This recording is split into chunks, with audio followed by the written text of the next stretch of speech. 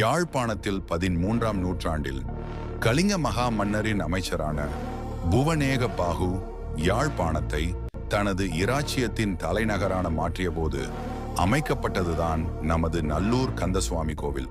அதன் பின்னர் தமிழ் கலாச்சாரத்தின் துடிப்பான மையமாக செழித்து வளர்ந்தது.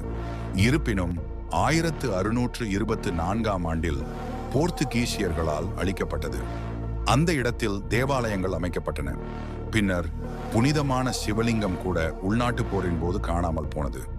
ஆனாலும் 1734இல் புனரமைக்கப்பட்ட இது ஆறுமுக மாப்பாண முதலியார் அவர்களால் 1990களில் பிரம்மாண்டமாக மீட்டெடுக்கப்பட்டது.